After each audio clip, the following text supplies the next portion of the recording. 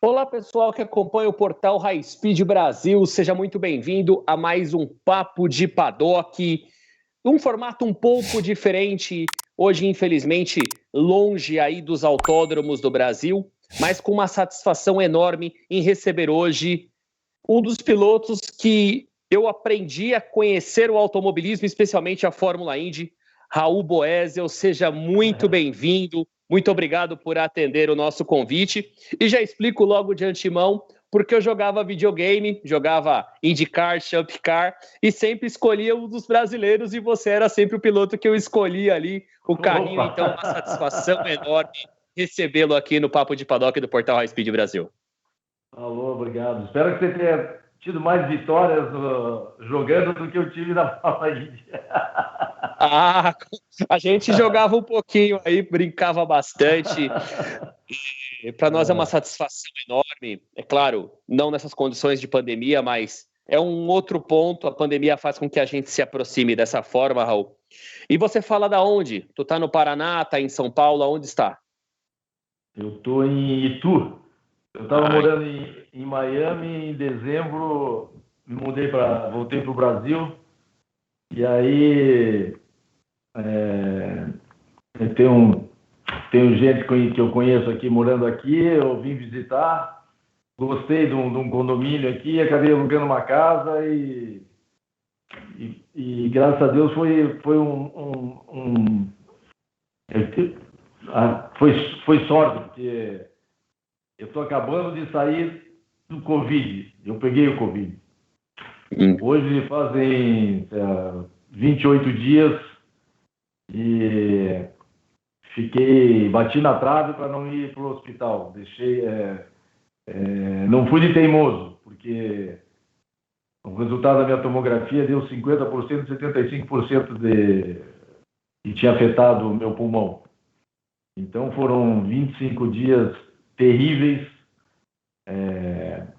e aí mais com a medicação, os remédios muito fortes, e ficava até minha visão assim, embaçada com os remédios, enfim, reações assim bem esquisitas. Mas agora o pior já passou. Fico muito feliz em saber aí que passou com sucesso aí. Infelizmente, é uma situação que vem acometendo a todos nós aí, a pessoas muito próximas aí. Eu já fiz uma série de exames, mas graças a Deus deu tudo negativo, mas a gente nunca sabe, até porque tem a data certa para você fazer os exames. Bom, Raul, eu vou começar já perguntando para você justamente sobre hoje uma das categorias que o brasileiro aprendeu a gostar, né? Que é o Campeonato Mundial de Corridas de Longa Duração. E eu até conversava em off com o pessoal a beleza do Jaguar. O Jaguar com o qual você disputou, que é um carro icônico também. Quem joga videogame conhece esses modelos de carro. Fala pra gente como é que era o campeonato de longa duração, campeonato de corridas de resistência na época em que você passou por lá. Então, eu fui convidado para fazer um teste na Jaguar, em começo de 87, e isso porque eu tive que arrumar um novo trabalho, né? Eu tinha feito um contrato verbal com o Carl Haas, que era a equipe Newman Haas, lembra? Que era o Mário Andretti, que era o único piloto. E no final de 86 eu tive uma reunião com ele e fizemos um contrato verbal que eu seria o companheiro de equipe dele. E aí chegou no Natal, eu estava em Curitiba, passando com a minha família, e aí o Carl Haas me ligou dizendo que o Mário Andretti estava irredutível e não queria o segundo carro na equipe, e eu não tinha nada assinado no papel, e acabei sem ter o que fazer e desempregado. Já tinha avisado a minha equipe que não ia mais correr, porque o Carl Haas me garantiu que estava tudo certo. Enfim, aí eu consegui fazer esse teste na Jaguar, em Paul Ricard, no começo de final de janeiro, começo de 87. E aí eu fui bem, nunca tinha pilotado esse tipo de carro. mas que é um carro super rápido, tem muita pressão aerodinâmica. Eu acho que eu me adaptei com certa facilidade. E aí o Tom Walkinshaw, que era o dono da equipe que fazia a preparação dos carros e construía os carros, e aí o Ed Sheever já era o piloto oficial, que era já o piloto que tinha corrido em 86. Eles já tinham assinado o Ian Lammers, que é um holandês, e o John Watson, que era um inglês que correu de Fórmula 1 na McLaren, não sei se vocês lembram. E aí ele fez esse teste e o teste final foi colocar um jogo de pneu novo para o Ed Sheever e ele dá 20 voltas. E não mostrar o tempo para ninguém.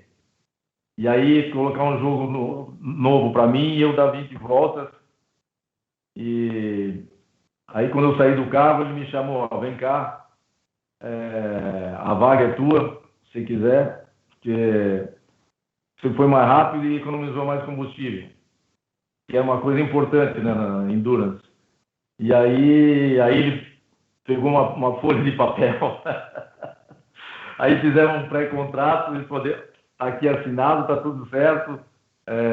Aí agora depois a gente fazer um contrato oficial, vou falar com o advogado para mandar para você e tal, mas pode estar tranquilo que você está na equipe. E aí não tinham decidido ainda quem seriam as duplas. Então tinha os 4 pilotos, e aí a gente fez mais um teste em Silverstone, que eu fui mais rápido também, e aí eles decidiram o Ed Sheever e eu, e o Lammers e o Watson. Só que um pouquinho antes de começar o campeonato, o Ed recebeu uma oferta para andar de Fórmula 1 na Arrows. E aí o Tom Oxon liberou ele para as corridas que tinha conflito de data. E assim eu fiz corridas com John Nielsen e com Johnny Dumfries. Infelizmente faleceu agora um mês e pouco atrás. Lembra do Johnny Dumfries? Foi companheiro de equipe do Ayrton Senna na Lotus? Sim. Então, ele um cara sensacional, faleceu de câncer faz um mês. E aí com isso eu acabei sendo campeão sozinho, porque eu nunca imaginei que ia até sabia que a gente ia ser competitivo, mas não ao ponto de acabar o campeonato, e normalmente se ganha de dupla, né? E eu acabei ganhando sozinho, por causa dessas circunstâncias, que eu ganhei corrida com o Ed, com o Lammers, com o Dumfries, com o Martin Brundle, e aí foi um ano de glória, assim, né? Que achava que estava desempregado no começo do ano. Do desemprego à glória em um ano com um super carro, e você só citou nomes aí de referência, especialmente naquela época das corridas de resistência. São nomes extremamente fortes para quem conhece um pouco da história, especialmente do WEC. E o carro era um carro, ele tinha um motor V12 aspirado. Acho que um dos sons mais lindos que eu já escutei até hoje em termos de motor. Ele tinha muita pressão aerodinâmica. Para você ter uma ideia, em Silverstone, no circuito antigo, que era bem de alta, a gente fazendo um teste lá, a gente fez o mesmo tempo que o recorde da Fórmula 1. E só fomos ver isso depois, né? Se a gente tivesse realizado na hora, e eu que fiz o tempo, provavelmente a gente colocaria mais um jogo de pneu novo e baixaria o tempo. Mas o carro era muito rápido. Era incrível. Muito bom. Eu tive que me acostumar também, né, com essas corridas longas, né, que eram todas de 1.000 quilômetros, 6 horas, 24 horas de Le Mans. Foi, assim, uma experiência única. E a equipe, vamos dizer, a estrutura da equipe é igual ou melhor do que uma equipe de Fórmula 1. Para a gente entender que existe vida fora da Fórmula 1, o que muitos pilotos que passam por lá não acreditam, né? Aí agora a gente olha com o Felipe Nasser, que passou pela Fórmula 1 e é campeão dos Estados Unidos. A gente olha para o Lucas de Grassi, que passou pela Fórmula 1 e foi campeão na Fórmula E, e tantos outros grandes pilotos brasileiros. Como é que você vê hoje essa evolução das corridas de longa duração para o próprio WEC e para o próprio INSA? Você vê os Cadillacs, você vê os protótipos, DPI, aí você vê os carros de turismo, de Aston Martin, Ferrari, Corvette. Como que você se sente parte dessa evolução desses carros aí, dessa evolução dessa categoria, que hoje é objetivo e referência para muitos pilotos? Sim, com certeza. Naquela época, vamos dizer, tinha o grupo C1 e o grupo C2, né? Então, a gente tinha Nissan, Porsche, Toyota, os Porsche semi-oficial de fábrica. Então, tinha de 20 a 25 carros na minha categoria. E o que aconteceu? A categoria estava ficando tão forte que o Bernie Eccleston, na época, deu uma esvaziada nela. Então, chegou nas equipes e nas fábricas, né? E falou, pô, em vez de vocês gastarem todo esse dinheiro na Endurance, vão para a Fórmula 1, que tem incentivo, tem prêmio, então a Porsche foi para lá, a Mercedes, que tinha entrado para a Sauber na Endurance, foi para a Fórmula 1, então Toyota foi para a Fórmula 1, porque ele estava vendo que a Endurance estava ficando mais assim, interessante para as fábricas do que a própria Fórmula 1. Então ele fez uma maneira de dar mais esvaziada, passou um tempo meio assim no limbo, a não ser as 24 horas de Le Mans e tal, mas mesmo assim com poucos carros na categoria principal, e agora está voltando com força, principalmente porque fizeram o mesmo regulamento agora para a IMSA e a WEC, né? Então, isso aí vai fortalecer, como já tá uma categoria forte, com bastante carro e também para os pilotos um outro foco, né? Então, você tem todas essas categorias aí que vários brasileiros estão tendo sucesso, esse que você mencionou, mas o Negrão, tem Daniel Serra, o Marquinhos Gomes, que estão andando em categorias diferentes, mas estão lá na Endurance, né? Então, eu acho que isso aí deu oportunidade e abriu, quer dizer, muitas equipes, então precisa piloto, então, né, os nossos brasileiros aí tiveram oportunidade. Muito bom. Vamos voltar lá no começo da carreira um pouquinho. Você lembra da primeira corrida que você fez? Porque tu foi campeão de kart, depois subiu para a Stock Regional do Paraná. Lembro. Como que foi a primeira perfeitamente. Corrida que você sentou e falou? Foi? A minha primeira corrida foi na inauguração do Autódromo do Rio, em 77. Eu corri de kart e tal, e aí eu fui fazer engenharia civil. Meus pais falaram, não, se você quiser fazer alguma coisa, depois de você se formar, você faz o que você quiser, mas... Depois você corre. Mas só que daí eu vivia fazendo racha na rua, subindo em meio fio. Eu daí passei no vestibular em Itatiba, aí voltando para Curitiba, achando que era o piloto, né, na estrada, acabei batendo num caminhão, imagine. Eita! Eu só fazia besteira, né? Aí um amigo que corria naquela época chamava também Grupo C, que era turismo, que era os Opala e os Passat Então, na categoria principal era os Maverick, não Maverick e Zopala, né? E eram 2 baterias.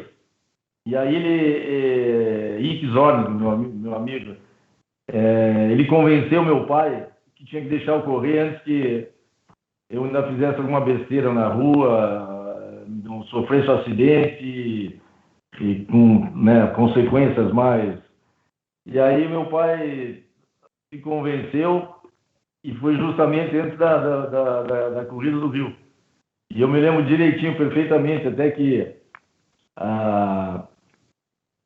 o autódromo no Rio foi feito em cima de um lugar que era bem arenoso, né? Então, ainda não estava bem compactado fora do asfalto. Então, o pessoal, quando saía da pista um pouco, afundava a roda e capotava. Então, tiveram vários capotamentos durante os treinos. E eu falava, nossa, vem essa pista aqui que eu vou fazer minha estreia. Mas, enfim, eu me lembro que o Ike correu a primeira bateria, eu acho que ele chegou, sei lá, 12º por aí, eu larguei a segunda, devo ter chegado por aí também, mas terminei a corrida sem fazer nenhuma besteira e tal. E dali em diante nunca mais fiz besteira na rua também. Porque tem uma diferença muito grande entre você ir para o autódromo, você ter que seguir as regras e ser rápido, e você fazer o que algumas pessoas aí, o que você fazia na rua. Tem uma diferença bem grande. Naquela época não tinha radar, era muito menos movimento, né, nas ruas.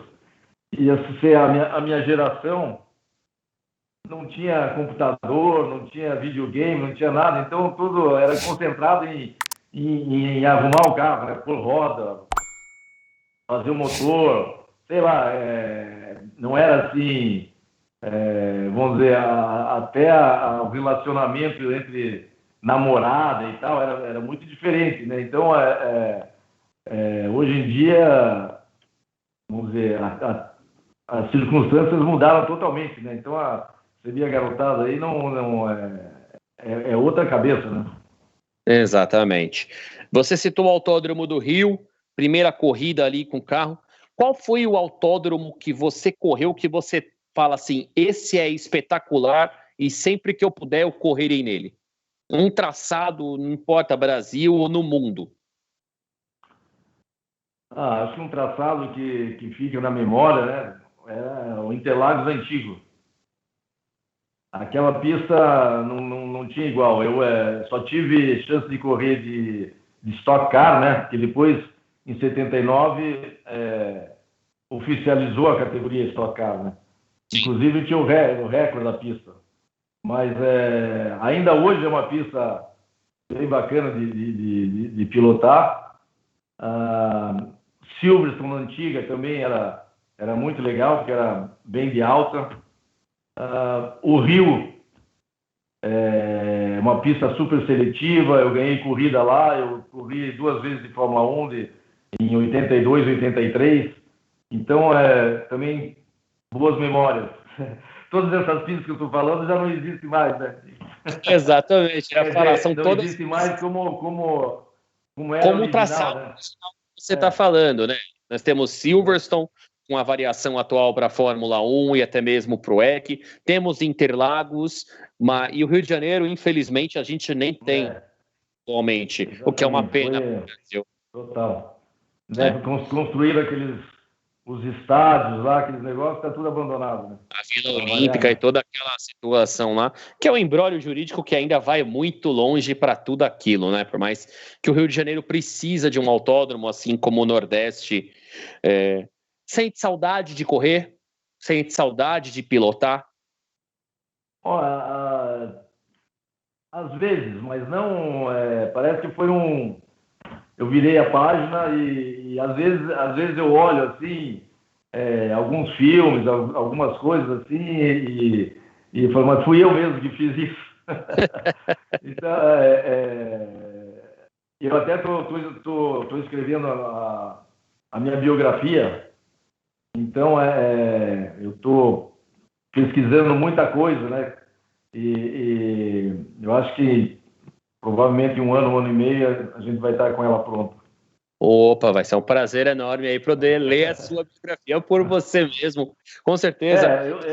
Na realidade, o que me incentivou a fazer foi exatamente esse lockdown, né? Então, comecei a fazer essas lives e tal, porque tem muita história nos bastidores e as dificuldades, principalmente naquela época que não tinha celular, não tinha nada, né? Era pedir ligação da Inglaterra para avisar meus pais que eu tinha terminado a corrida, ou o teu relações públicas.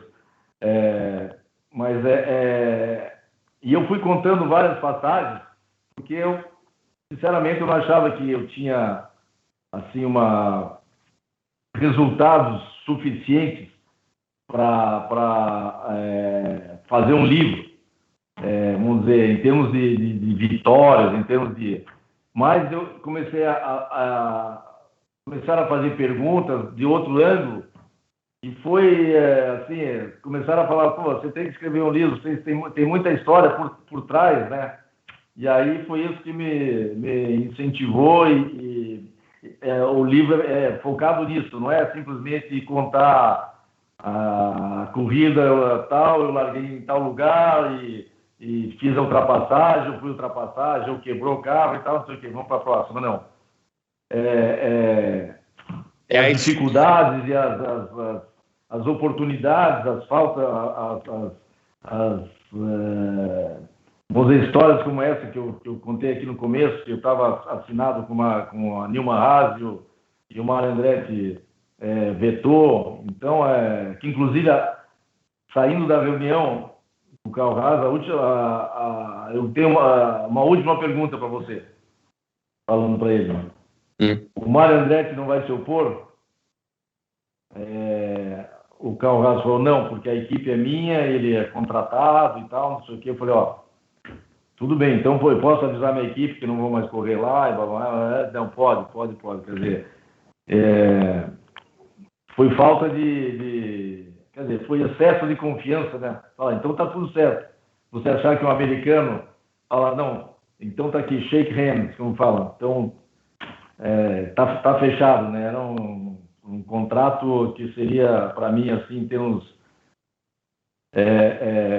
financeiros, muito bom, e claro, com uma equipe que era, vamos dizer, uma das melhores, né? Penske, Newman Haas, eram as duas melhores da categoria. E acho que como eu corria na equipe de Xime, a gente usava o chassis Lola, e o Carl Haas era o representante da Lola nos Estados Unidos, então ele era a equipe oficial, e volta e meia, vamos dizer, literalmente dava um pau no Mário Andretti.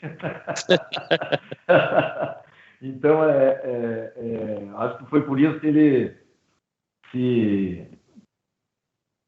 foi assim, não de jeito nenhum, porque inclusive a última corrida de 86 foi em Miami, num parque chamado Tamiami Park, e eu fiz a pole meio segundo na frente de todo mundo. Quer dizer, isso aí não foi um incentivo muito grande para o Mário Andretti, que queria companheiro de equipe, né? Ele ficou com um pouco de receio de ter você ao lado. Você chegou a conversar com o Mário Andretti após esse caso? Pô, sabe que eu nunca falei com ele sobre isso, né? Devia ter falado, né? Ainda é tempo, né? Ainda é tempo. Assim, poxa, por que você não me quis como companheiro de equipe? Tá, eu acho que tá aí uma boa pergunta para se fazer com ele quando você tiver a oportunidade. O pior é que se ele falar que não foi ele, que foi o Carl Haas, não dá nem para perguntar mais. Para falar, já fica um pouco mais complicado, né, para desenvolver. Tratar um pouquinho aí você citou aí Fórmula 1 e passou pela Fórmula 1, você teve lá as temporadas. Uma Fórmula 1 numa época que era totalmente diferente de hoje. Você tinha que literalmente desenvolver muito carro, trabalhar muito o equipamento. Como que você viu tudo isso dentro do circo da Fórmula 1, que é muito seletivo? Ele é muito forte, ele é muito intenso e ele é seletivo também. Aquela época era muito mais difícil que hoje, né? Em termos de para você ter resultado. Tinham, na realidade, tinham duas categorias dentro da mesa corrida. E foram 2 anos, 82, começaram a introduzir os motores turbo, tá? E em 83 tiraram o carro asa, que mudou toda a aerodinâmica do carro. Não sei se você lembra disso, que era... Então, dá uma pesquisada nisso, que mudou totalmente a aerodinâmica do carro. E era um carro que tinha o efeito solo, que eles chamavam. Então, mesmo já em 82 para 83, já tinha a Renault, né, que tinha motor turbo, daí a Brabham, né, introduziu motor turbo, a Honda, uma equipe chamada Spirit, aí, quem mais? Daí a Porsche veio com o motor TAG, Porsche TAG, e pra você ter uma ideia, para classificar a Brabham, o Piquet, eles tinham um motor que dava 1.400 cavalos, 1.200 cavalos, uma coisa assim. E a gente tinha um motor que tinha 500 cavalos. Quer dizer, isso era uma coisa. E aí, acho que no grid já tinha uns 10 carros com motor turbo. Ferrari, motor turbo. E aí, naquela época, tinha o pneu de classificação, que era, você só podia usar 2 jogos e o pneu dava uma volta só. Então, você saía do box, ia devagar, por exemplo, no Rio, uma volta antes da curva da Vitória, ali você começava a andar forte para esquentar o pneu, porque ele ficava um verdadeiro chiclete. Aí você dava a volta toda e já não conseguia fazer a segunda volta, porque o pneu era tão macio que ele formava bolhas assim no pneu. E aí você tinha que voltar devagar para o box, que parecia que você estava andando com pneu slick na chuva. Nossa. Inclusive, por causa disso, aconteceram vários acidentes, né? O acidente do Villeneuve com o meu companheiro de equipe, Jochen Maas, em Zolder, lá que acabou o Villeneuve falecendo. Por quê? Porque o Jochen tinha feito a volta dele rápida, estava voltando devagar para o box, porque tinha que ir devagar com o pneu, e o Villeneuve estava na volta rápida dele. E aí, quando o Jochen Maas viu ele no espelho, ele foi para a direita, deixando a pista livre para o Villeneuve fazer a tomada de curva dele, porque era uma curva para a direita, e o Villeneuve achou que ele ia ficar na esquerda, foi para a direita também. E aí bateu atrás e aconteceu a tragédia, né? Então, aconteceram várias coisas desse tipo. Então, não tinha chance. Aí, em 83, eu fui para Ligier, aí mudaram o regulamento, né, novamente. Então, além de mais motor turbo, ainda as equipes que fizeram um carro, que era o fundo plano. Lembra que daí a Brabham parecia um foguete, um carro lindo? Sim. E a Ligier era um carro bonito, só que era um motor aspirado, e eles usaram o mesmo chassi do ano anterior, só modificaram a parte aerodinâmica, então foi um desastre. E aí tiveram momentos bons, momentos ruins, aí tinha a mesma coisa dos pneus, as equipes, as fábricas, daí tinham várias fábricas, né? Além disso, né, tinha disputa de pneu de fábrica, então tinha Michelin, Pirelli, Goodyear, e é claro que a Ligier usava Michelin, só que eles estavam desenvolvendo os pneus para o motor turbo, né, que tinham que ter muito mais tração e tal. E além do mais, eles davam o que sobrava para as equipes que não estavam sendo competitivas, que era o caso da Ligier. Então, para você ter uma ideia, ainda tinha o favorecimento para o Jean-Pierre Jarier, que era francês. Teve uma corrida assim que foi típica, Silverstone. Naquela época a gente fazia pit stop só para trocar pneu, não fazia reabastecimento. Aí e normalmente eu classificava junto com ele, e na corrida ele ia abrindo, e eu, pô, mas, cara, o que acontece, né? Sim. E aí nessa corrida aí foi aí que eu descobri que foi em Silverstone, quando eu parei para trocar pneu, colocaram outro jogo de pneu, eu saí, eu era um segundo mais rápido por volta. Assim, o carro, sabe, mais na mão, você se arriscando a mesma coisa, só que bem mais rápido. Aí o que aconteceu? O Javier tinha quebrado e eles colocaram o pneu dele no meu carro. Aí você descobriu que ele tinha pneus melhores que os seus. Então, pô, era sempre assim. Só que a equipe falava que não, né? E o pneu, para ser a diferença de um para o outro, é uma letrinha na borda. Como é que você vai saber? Não tem jeito, né? Sim. Enfim, então essas as políticas da Fórmula 1. O que eu digo hoje é que vamos dizer, pneu igual para todo mundo já é uma equação a menos, né? Motor, mais ou menos, todo mundo tem a mesma potência. Então, facilitou muito, né? Naquela época, você nunca ia ver que nem o Pérez foi para último e ganhou a corrida, ou consegue reverter com a estratégia e tal, mas tem o mesmo, vamos dizer, as condições são muito parecidas, né? Claro que ainda existe a diferença de uma Williams para uma Mercedes, mas não é 5 segundos, né, como era antes de ser o CT. Você já competia sem chance. Fora que aí as equipes, vamos dizer, pegar a categoria B, que era todo mundo usava um motor Ford Corsa. Aí tinha as equipes boas, aqueles médios. Então, você pegava o Ozella da vida, a própria Marte. E a única, vamos dizer, que eu podia, em termos de comparação no começo, era com o meu companheiro de equipe, Jochen Mass. Até esses dias eu revendo as classificações, várias vezes no começo do ano eu classifiquei na frente do Jochen. Então, pô, até me deu assim, pô, eu nunca tinha, não lembrava que tiveram tantas corridas, e o Jochen era um cara super experiente, um cara rápido. Então foi até uma satisfação pessoal rever Muito essas classificações. legal. Teve oportunidade de seguir na Fórmula 1 ou voltar anos à frente?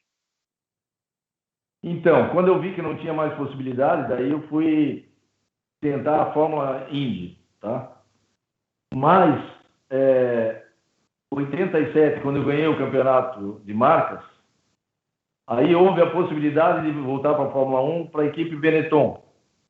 E ainda não era a equipe Benetton, era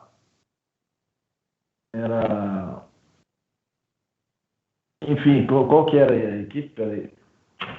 Não sei se era, não era Toleman, mas era, o Thierry Boutsen já tinha assinado. E aí acho que o Herbie Blasch, não sei se era ele que, se eu não me engano, era ele que era o chefe da equipe. E ele queria que eu fosse, ele falou, ó, a gente gostaria de conversar, e eu acho que você não teve oportunidade na Fórmula 1 naquela época, eu acho que você está na nossa lista. Eu falei, tudo bem, está na nossa lista. Só que já desde de julho, isso era novembro, né? Outubro, novembro. Desde julho, eu já tinha uma oferta para voltar para a Fórmula Indy, que era para pilotar na equipe Domino's Pizza, onde o Alonso Jr. Era o piloto, só que ele ia para Penske. E aí eu tinha essas duas oportunidades, só que o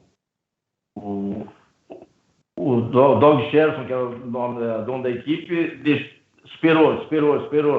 Chegou aí por outubro, ele falou, ó, Raul, preciso tomar uma decisão. Eu falei, me dá mais 15 dias aí. E eu conversando com a Benetton, só que chegou uma hora que e eles me enrolando. Chegou uma hora que eu falei, eu vou ter que tomar uma decisão e, pensando bem, eu não vejo essa equipe não ter um piloto italiano. Já tem o Thierry Boutsen e eu acredito que politicamente eles vão colocar um piloto italiano. Eu acho que o Briatore, ele era só da Benetton como diretor de marketing, como do patrocínio. E aí eu tomei a decisão de voltar para os Estados Unidos. E aí, os Estados Unidos foi bom para mim, eu me adaptei bem. Foi onde eu consegui recuperar minha carreira. E aí eu acho que foi a decisão certa, porque logo depois eles anunciaram o Theo Fábio. E aí, um arrependimento na carreira. Um arrependimento?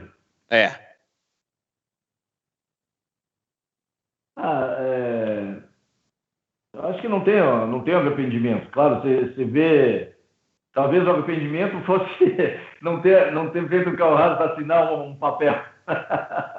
Talvez esse daí de assinar o papel. Isso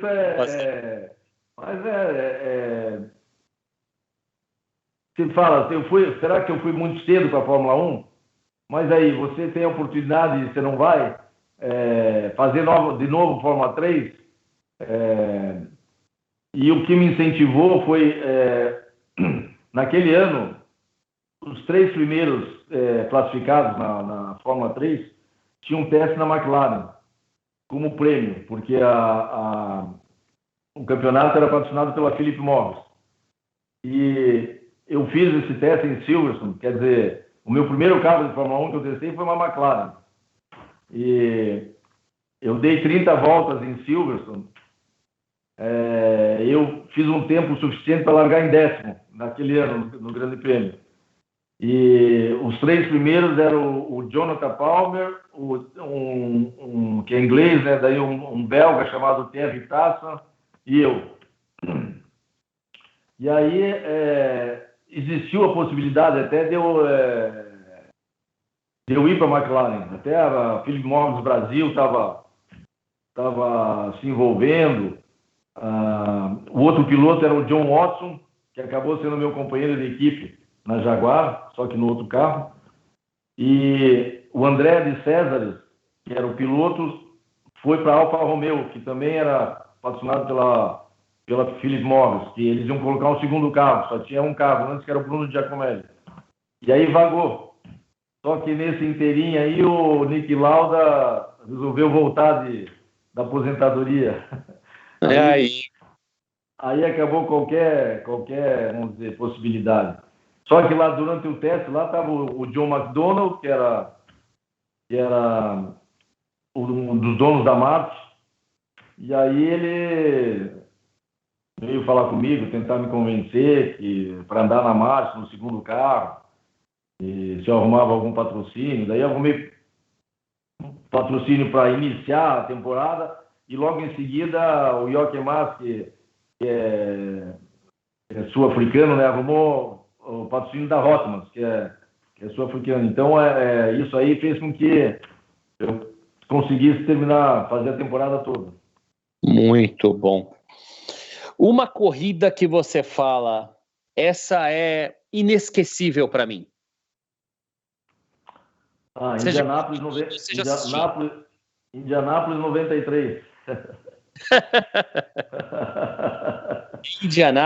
93. Essa corrida é inesquecível em 2 sentidos, né? Na alegria e na tristeza. Primeiro, então, essa corrida aí é o seguinte: eu passei 2 vezes o grid todo, nunca ninguém me passou e eu terminei em 4º. Como pode? Então, eu larguei na primeira fila, né? Então era o Ari Leyendijk, Mário Andretti e eu. Aí eu larguei e já peguei a ponta. Em 17 voltas eu estava 17 segundos na frente. Meu carro estava um avião. Aí deu uma bandeira amarela. E naquele ano mudou o regulamento, que quando desce a bandeira amarela, o box fecha. Entra o pace car, todo mundo acompanha o pace car atrás, daí eles reabrem o box. Aquele ano que introduziram isso. Então, o que aconteceu? Entrou o pace car, reuniu todo mundo, abriu o box, eu parei, meu box era no meio da reta. O Mário Andretti era o último, então o primeiro a sair. Aí eu fiz o meu stop, pneu e combustível, saí. Quando você sai durante a bandeira amarela, tem uma linha. E aí, naquela época, era o quê? 100 milhas, acho, a velocidade do box. Então, bem rápido, 160 km por hora. Assim. Aí, quando eu chegou nessa linha, o Mário Andretti não tinha ninguém na frente dele, ele só tinha que arrancar. Certo? Então, eu estava 160 e ele saiu do zero. Quando ele saiu do zero, então deu a impressão que eu passei ele depois da linha. Ele vinha do meu lado, que continua a bandeira amarela, fazia sinal para ir para trás dele. Eu falava no meu rádio, falei, o Mário Andretti está vindo, dizendo que eu tenho que ir para trás. O que eu faço? Fico na frente ou vou para trás? A gente está, pelo rádio, minha equipe, a gente está consultando aqui os oficiais de pista para saber o que eles decidem. Tá, estamos falando, e andando na amarela.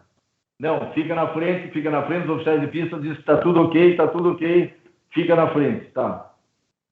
Deu a relargada, eu dei uma marcada de toca, o Mário me passou.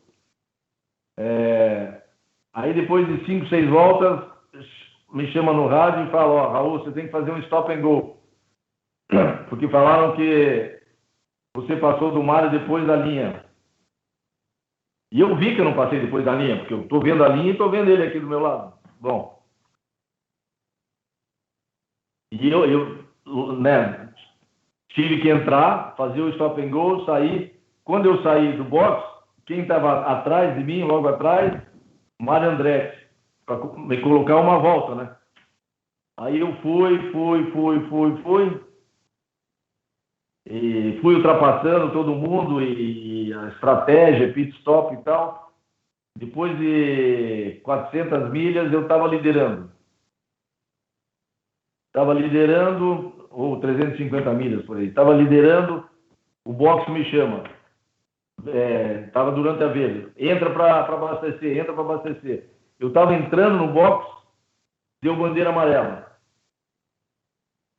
E ainda a bandeira amarela foi ocasionada pela minha companheira de equipe. Você acredita que era a Lynn St. James na época, que o Dick Simon colocava mais carros para a Índia. Os caras calcularam o combustível dela errado, ela parou bem na entrada do box. Aí a hora que eu estava entrando, bandeira amarela. Eu não tinha mais como voltar.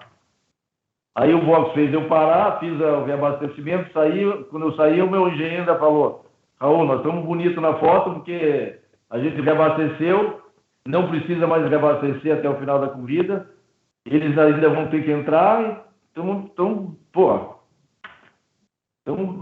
feito. Aí tudo bem. Aí o que aconteceu? Eles falaram que a minha equipe tinha que ter mandado eu passar direto, não ter parado. Não ter feito o reabastecimento, você cruzar o box, mas sem parar. Cruzar o box porque bem na hora que eu estava entrando deu amarelo. E antes da faixa. Foi assim por milésimo de segundo. Então, quando der a bandeira verde, você vai ter que fazer um drive-thru.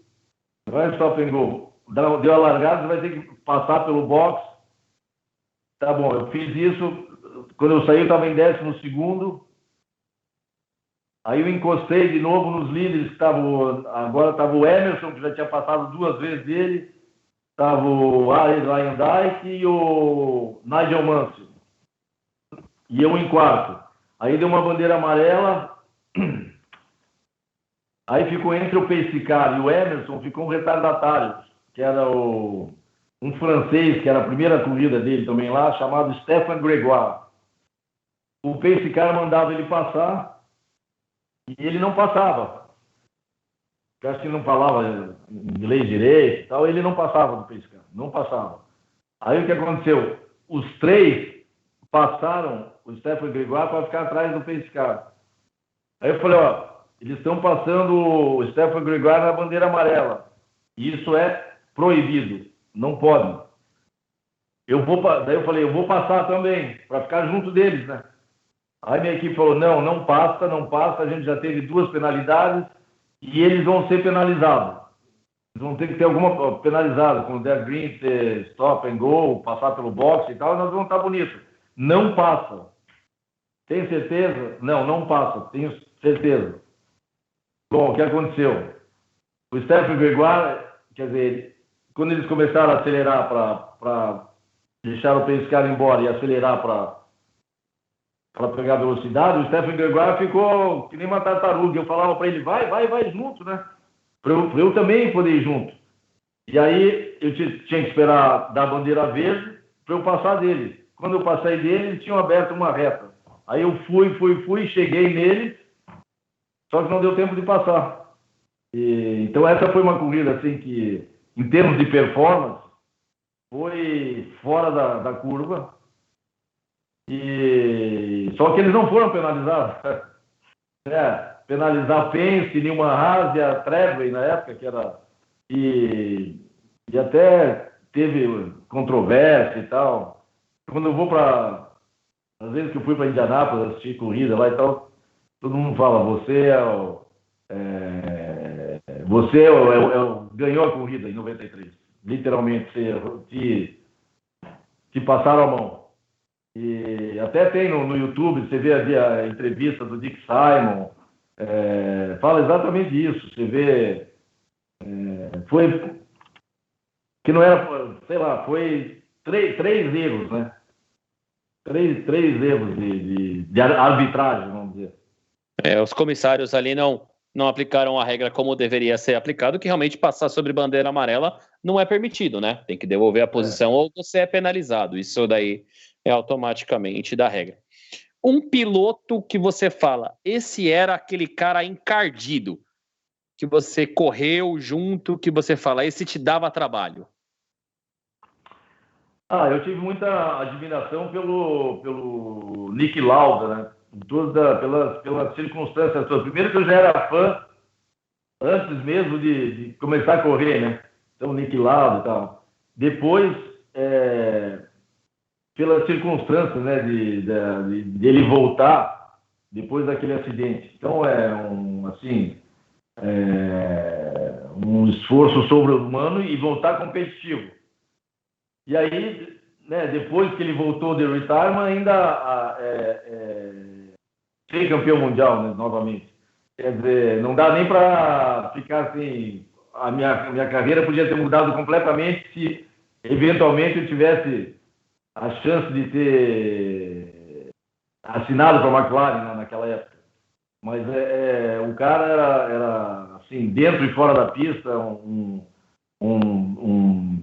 cara era um gentleman, além de ser um piloto assim fantástico, né? Aquele filme do Rush, No Limite da Emoção. É o cara, exatamente aquilo. Mas, pô, tem vários pilotos, né? Na realidade, na Fórmula 1 eu não tive muita chance de competir com ninguém, né? Assim, eu tive, por exemplo, essa corrida lá de Silverstone, o Alboreto corria de tiro e a gente saiu do box junto. Quando eu saí com o jogo de pneu lá do Javier e fui mais rápido, ele não conseguiu mais me passar. Depois da corrida ele falou, pô, meu, você está fazendo uma corrida incrível, sem erro e tal, eu atrás de você não conseguia chegar e, enfim, isso aí são coisas que era sempre gratificante, né? Que ninguém está vendo isso, né? Você está andando lá atrás e tal, mas agora, na Indy tinha vários, né? Sei lá, o próprio Emerson, o Michael Andretti andava muito bem, o Alonso Júnior. Tinham vários pilotos assim que eram bem competitivos. O próprio Arie Luyendyk. sei lá, quem mais? O Greg Moore, que faleceu, o Paul Tracy. Tem muito categoria que tem vários pilotos assim de um bom nível. Um carro que você gostaria de ter guiado?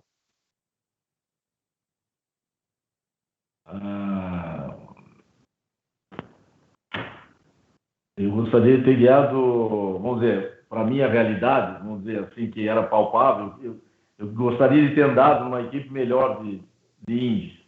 A própria Newman Haas. Mas é um carro assim, que, sei lá, eu adoraria ter andado numa Ferrari, Fórmula 1. Ferrari essas vamos dizer, dos já mais modernos, né? Já dos anos aí, sei lá, de 2000 para cá. Mas do Schumacher, do Barrichello ali, que foi campeão isso. seguidamente, depois ali da McLaren, ali do Hakkinen. Stock Car Brasil. Como é que você vê Stock Car Brasil? Você conhece tanto do automobilismo nacional e internacional também. Como você vê o crescimento dessa categoria brasileira? A categoria está incrível, né? Quando eu voltei para o Brasil, eu voltei em 2002, por circunstâncias até de família. E aí eu corri para o Bassani na Stock Car. E aí depois, em 2003, foi 2003? 3, 4, sim, eu fui correr para a equipe Repsol, que era o Davi Mufato e eu. Então, na realidade, eu estava... porque eu comecei em 2002, 2003, daí me chamaram para correr em Indy, inclusive 2002, eu fui para Indianápolis, e aí o PJ Jones sofreu um acidente, e aí me chamaram na quinta-feira. Eu estava lá em Indianápolis, indo para a Stock, inclusive, e aí dá uma sapeada, né? Sim. E aí, na quarta-feira, quando ele bateu o carro, no hotel eles me chamam perguntando se eu queria andar no carro dele, no substituir, né? Que ele tinha quebrado uma vértebra, alguma coisa assim. Aí eu fui, que era a equipe Menard. Então, o outro piloto era o Rob Gordon na Menard. E aí eu comecei a andar na quinta-feira e a gente mexia no carro, porque era um carro, um terceiro carro dominado, né? Era um reserva ainda deles, que o outro tinha destruído. E aí você fica naquela, mexia no carro, não mexia, não mudava. Aí você começa a fazer,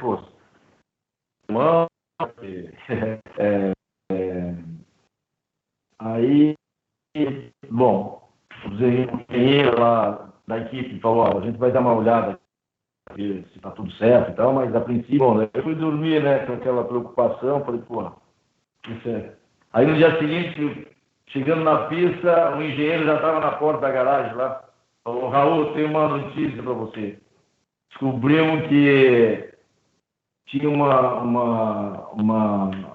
a suspensão traseira direita estava montada errada. Tinha um pênalti lá na montagem. E aí, por isso que a gente mexia, bom. Aí saímos, depois de, sei lá, 15, 20 voltas, eu estava entre os 5 primeiros, e aí começamos a mexer no carro, nisso já era sexta-feira, né? Aí, normalmente tem que a gente chama, às 5 horas da tarde, o sol já fica atrás das arquibancadas, a pista fica mais fresca, e a gente chama de happy hour, que é quando todo mundo põe um jogo de pneu novo e vai praticamente simular uma classificação, porque a classificação já é no sábado, no dia seguinte. Aí colocamos um jogo de pneu novo, aí o John Menard, que é o dono da equipe, sentou assim na suspensão do carro na frente e falou: Raul, tudo bem, eu só quero te avisar, e a gente, pela velocidade, a gente tá tranquilamente vai classificar amanhã. A gente só tem esse carro. Então, eu só peço você tomar cuidado. Aí eu dentro do carro, eu falei: você está preocupado, né? Então, não vamos nem fazer o happy hour. Peguei, saí do carro, não vamos correr esse risco. Aí,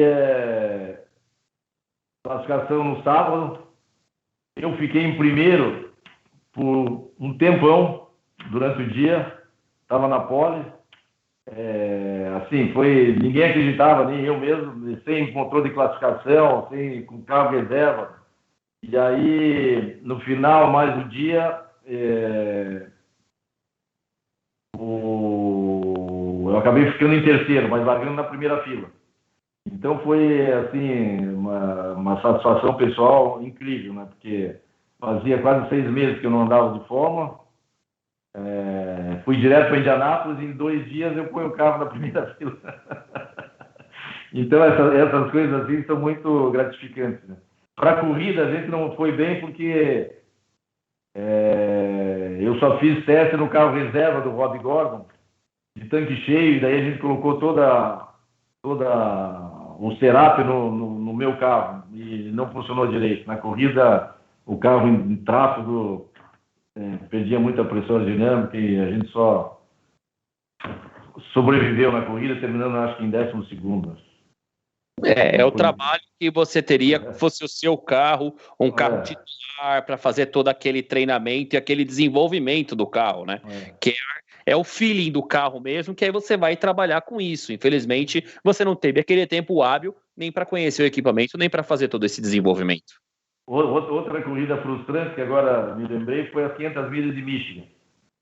As 500 milhas de Michigan, eu larguei na primeira fila também. Então era o Nigel Mansell, eu e o Michael Andretti.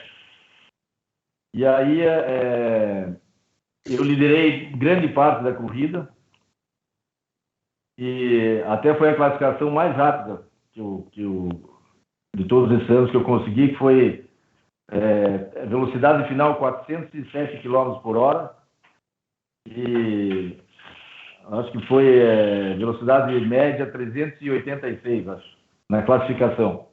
É muito rápido. E aí eu perdi a pole para o Nigel Mansell por um milésimo de segundo. Mas enfim, liderei grande parte da corrida e estava faltando 20 voltas para acabar. Eu estava em primeiro, o Alonso Jr. em segundo, a uns 3 segundos atrás, e o Scott Goodyear em terceiro, a 3 voltas atrás. E aí, o pessoal da Ford Cosas, no meu box, falaram assim: ó, se eu alocar a 5ª marcha, porque a gente estava andando em sexta como se fosse um overdrive, entendeu? A 5ª tinha, vamos dizer, de 500 a 700 giros, mais curta, e falou: vai girar mais, a gente tem combustível para terminar, então fica atento. E aí, mesmo sem, eu dei mais faltavam uns 10 minutos para acabar a corrida, eu dei mais 5, 6 voltas, o motor quebrou. Puf! Nossa! Puta, uma decepção. E aí o Alonso Jr. passou mais umas 2, 3, 4 voltas e quebrou também. Ganhou o Scott Goodyear, você acredita? Caiu de bandeja. Estava lá atrás, uma eternidade lá atrás. Aí caiu de bandeja. Essa corrida foi boa também. Em Michigan era uma corrida difícil, uma corrida, vamos dizer, aquele oval inclinado assim, mas quando o carro tá bom, você vai por cima, vai por baixo, te dá uma confiança incrível. Então foi uma que escapou também. Pelos dedos. O automobilismo brasileiro volta a crescer no cenário internacional. Apesar de não ter a gente estava falando, eu não sei, a gente estava falando da Stock Car, né? Sim. E eu fugi, porque... Mas é Então, esse o intuito, é você contar a sua história, mas é esse o intuito mesmo desse papo. É você mostrar. A Stock Car, o que aconteceu? Daí, quando eu voltei em 2003, eu estava assistindo a última corrida e o diretor de marketing da Repsol, o Alejandro, veio falar comigo e falou, ó, a gente vai mudar o piloto de um dos carros e gostaria de conversar. Se tem interesse? Claro, tenho. Só que daí vai ser uma decisão de vida. Tipo, eu quero um contrato de longo termo, até me mudo para o Brasil. E aí falou, então, tá, vamos conversar. Aí o que aconteceu? O praxe no Brasil aqui era, vamos dizer, eu arrumar o patrocínio, aí eu negociar com a equipe, certo? E aí, normalmente, já é curto a verba para o patrocínio, então você espreme o cara, o dono da equipe, para conseguir ter algum salário, né? Para Sim. você. Aí eu falei, não, Alejandro, vamos fazer o seguinte, vocês fazem um contrato com a equipe, que eles já tinham, né? Mas fazem um contrato direto com a equipe e um contrato comigo. Então, você pode cobrar da equipe, como pode me cobrar, e eu posso cobrar da equipe também. Então, não fica aquela, não estando resultado, eu digo que não, mas ele não está investindo, e ele não pode falar que não está investindo, porque eu que...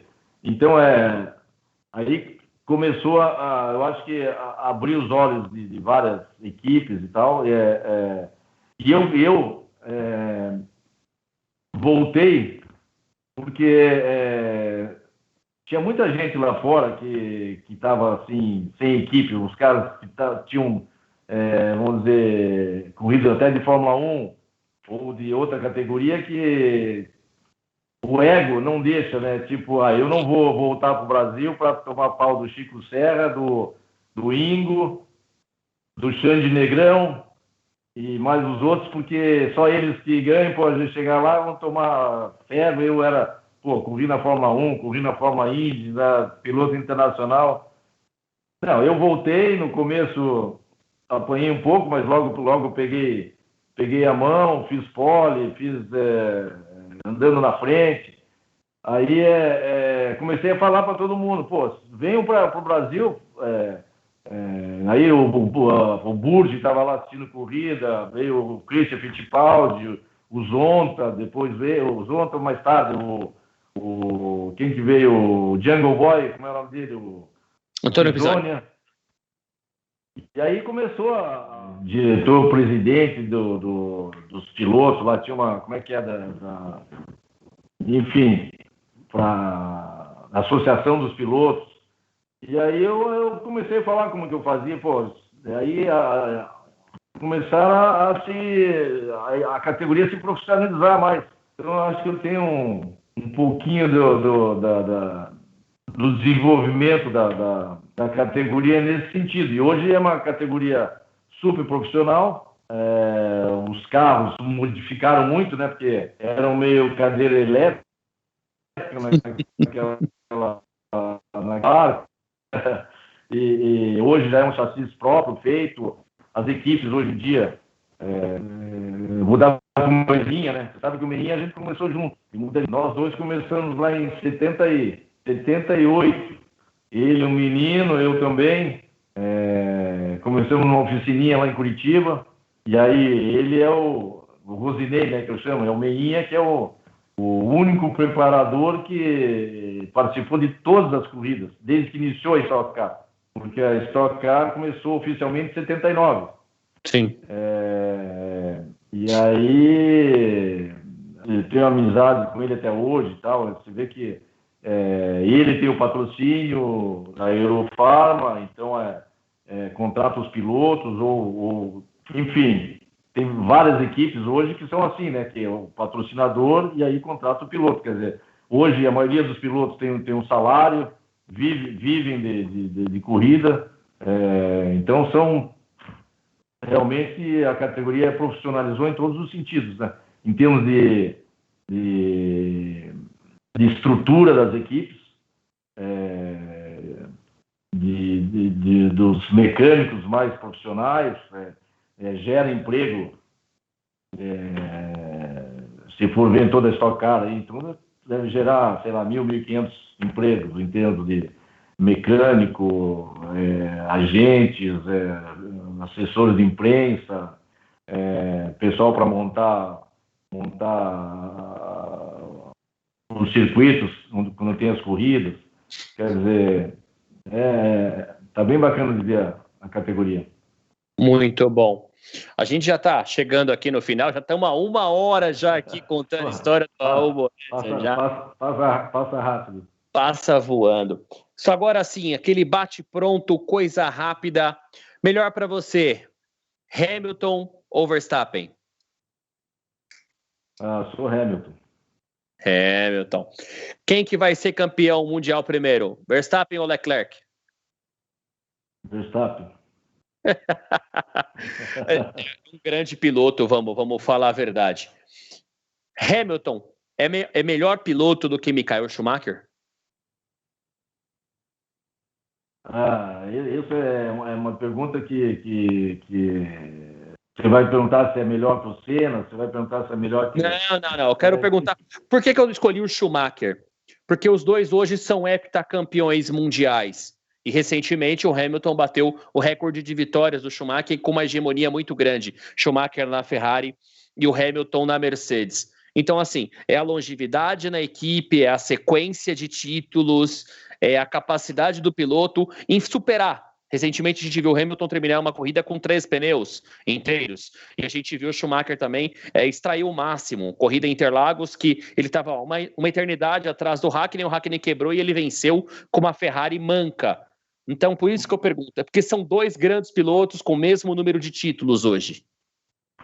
Eu sou Schumacher. Schumacher. Tá. De toda essa o Schumacher andou junto com o Hamilton na Mercedes? Não. Quem que era? Era Schumacher e quem? Rosberg.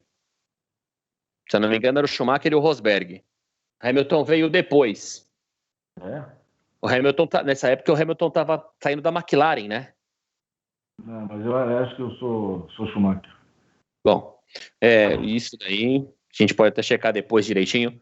De todos esses meninos brasileiros que vêm surgindo aí, você vê desde do Drogovic, do Samaia, dos Piquets, dos Fittipaldis, de tantos garotos aí, dos Barrichellos agora também.